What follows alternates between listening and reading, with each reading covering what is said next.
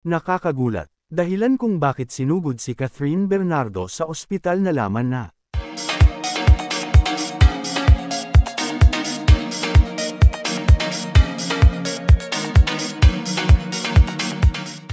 Maraming nagtaka sa balitang kumakalat ngayon tungkol kay Catherine Bernardo na galing sa hiwalayan nila ni Daniel Padilla. Lumipas nga lang ang ilang linggo ay napabalitang isinugod si Catherine Bernardo sa ospital dahil ito ay nahihilo at nagsusuka.